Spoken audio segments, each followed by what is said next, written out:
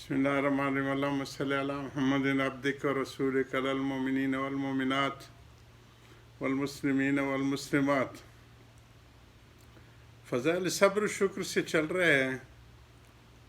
सब्र की पहले हमारा वाज़ है फ़ज़ाइल सब्र के ऊपर। ये दो ही इम्तिहान इंसान के साथ जब से वो शूर संभालता है जुड़े रहते हैं, कभी सब्र का कभी शुक्र का। वो बशर साबिरीन, जो इनमें कामयाब हो जाते हैं यही अल्लाह के मकबूल बंदे बनते हैं। तो इसमें वो जो साहिब निस्बत होते हैं वो इन दोनों इम्तिहानों में माशाल्लाह बड़ी साबित कदमी से ज़िंदगी का वो शब व रोज़ में वो गुजार जाते हैं। उनकी वो वही इंसानों की तरह होते हैं, उन्हीं की तरह वो ज़िंदगी गुजारते हैं, उन्हीं की तरह शब व रोज़ में होते हैं। लेकिन फ़र्क इतना होता है कि उनकी दिल की कैफियत, क्योंकि सब्र शुक्र बातिन के साथ ताल्लुक़ रखते, दिल के साथ ताल्लुक़ रखते हैं। दीन के 5 शोबे हैं, सारा कुरान और हदीस इन्हीं के गिर्द घूमता है। अकायद, अन तुमिनु बिल्लाहि वल यौमिल आखिर, आखिर तक। इबादात, मामलात, माशरत और अखलाकियात या इस्लाह नफ्स। तो ये जो दो अहम शोबे हैं जिस पे तकमील ईमान का मामला है वो ईमानियात और अखलाकियात हैं।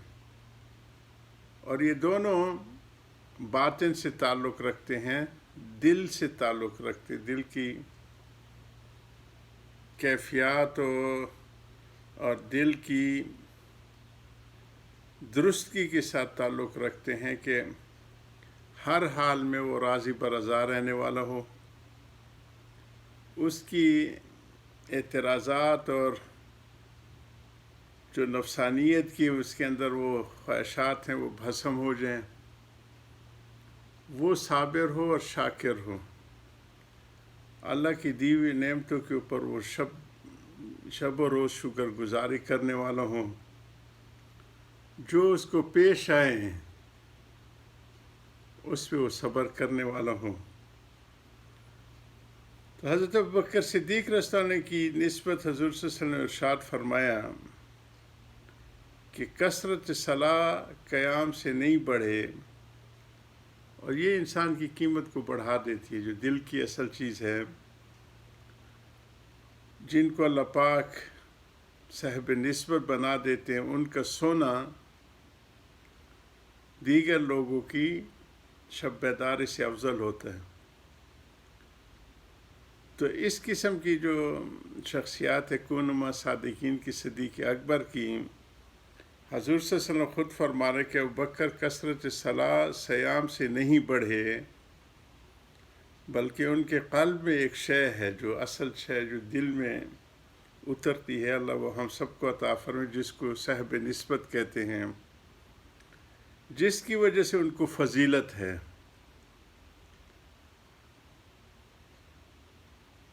एक आलिम तारीख़ से नकल करते थे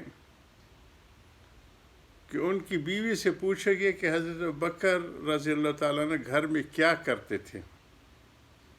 कहा कुछ नहीं, इतनी बात थी कि शब को मुराकिब बैठ जाते थे। ये हमारे नक्शबंदी हज़रात अपने आप को हज़रत अबू बकर सिद्दीक़ के सिलसिले के साथ जोड़ते, तो इस किस्म की मुराकबात हज़रत अबू बकर सिद्दीक़ के जो उनके ज़ौजा मोहतरमा रज़ियल्लाहु ताला अन्हा नकल करती हैं। तो वो यही चीज़ है कि वो मुराकिब बैठ जाते थे और थोड़ी देर में एक आह करते थे। جس سے جلے ہوئے گوشت کی بو آتی تھی۔ غرض حضرت ابوبکر صدیق رضی اللہ عنہ کی ظاہری کوئی وجہ یا حالت ممتاز نہ تھی، جس کو حضور صلی اللہ علیہ وسلم بھی فرما رہے ہیں کہ وہ کثرت صلاح اور قیام سے نہیں بلکہ ان کی جو قلب کی میں جو شے تھی، سوزش جی، آہ کرد، رنگ زرد، شب بیداری، بے قراری، یہ ان کی اصل چیزیں تھیں۔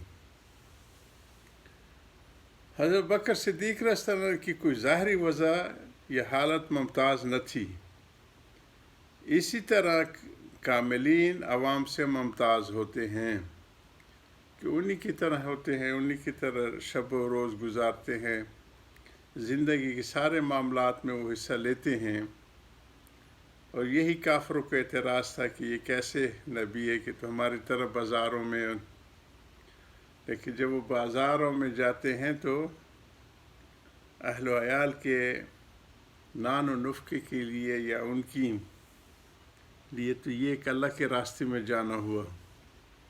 ان کی نیتیں راسخ ہو جاتی ہیں دل میں کہ جو قدم اٹھتا ہے اس میں اللہ کی رضا کے استحضار اور نیت شامل ہوتی ہے۔ اسی طرح کاملین عوام سے کم ممتاز ہوتے ہیں، وہی عوام کی طرح ان کے دن رات ہوتے ہیں، اور دام ہی کی طرح دوا دارو بھی کرتے ہیں۔ بس تدبیر کرنا اور مرض میں دوا کرنا، توکل اور صبر اور درویشی کی کسی طرح بھی منافی نہیں۔ اسی وجہ سے شاہ ولی اللہ صاحب رحمۃ اللہ علیہ نے لکھا ہے کہ مجھ کو جناب رسول اللہ صلی اللہ علیہ وسلم نے 3 چیزوں پر مجبور ہو کر فرمایا کہ اس پہ جمے رہو، اور میرا جی نہ چاہتا تھا۔ یعنی حضرت کو اپنے علمی کمال اور شان کی وجہ سے ان کی طبیعت دوسری طرح مائل تھی، لیکن حضور صلی اللہ علیہ وسلم نے فرمایا کہ ولی اللہ ایسے نہ کرو، ان چیزوں کے ساتھ پابند رہو۔ اول یہ کہ ان مذاہب اربعہ کی تقلید کرنے کو میرا جی نہ چاہتا تھا، کیونکہ خود بہت زیادہ احادیث اور احکام یا مجتہد حضرات کی جو اللہ پاک نے صفات دی ہوتی تھی وہ ان کے اندر موجود تھی، لیکن زمانہ بعد کا تھا، بود کا تھا۔ 400 سال کے بعد ہمارے بزرگ کہتے ہیں کہ وہ اس صفات کے لوگ کم ہو گئے، نہیں ہو گئے یا ناپید ہو گئے ہیں۔ تو یہ اس وجہ سے حضور صلی اللہ علیہ وسلم کو فرمایا کہ مذاہب اربعہ سے خارج ہونے کو منع فرمایا کہ اس کے ساتھ جڑے رہو، ان کی تحقیقات کے خلاف نہ کرو۔ دوسرا یہ کہ حضرت علی کرم اللہ کو صحابہ سے افضل جانے کو جیتا چاہتا تھا، اس سے روکا اور افضلیت شیخین پر مجبور کیا۔ کہ میرا جی چاہتا تھا کہ میں، چونکہ ان کے بہت زیادہ مناقب ہے سیدنا علی کرم اللہ وجہہ کے، کہ میں ان کو لے لوں اور حضرت شیخین کا جو مقام ہے اس سے ان کو افضل سمجھوں۔ تو حضور صلی اللہ علیہ وسلم نے اس سے روکا، منع فرمایا کہ جو ترتیب ہے خلفائے راشدین کی اس کے ساتھ جڑے رہو۔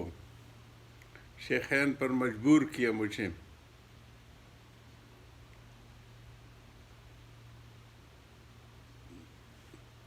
تیرے ترک اسباب میری اصلی خواہش تھی، مجھ کو حضور نے تو ثبت بالاسباب، اسباب کو مضبوطی سے پکڑے رکھنے پر مجبور فرمایا۔ تیرے ترک کے اسباب، جتنے اسباب ہیں ان کو چھوڑنے کی میری خواہش تھی، لیکن مجھ کو حضور صلی اللہ علیہ وسلم نے تو ثبت بالاسباب، اسباب کو مضبوطی سے پکڑے رہنے پر مجبور فرمائے۔ حضرت کی ان باتوں کو جاری رکھیں گے۔ وآخر دعوانا الحمدللہ رب العالمین۔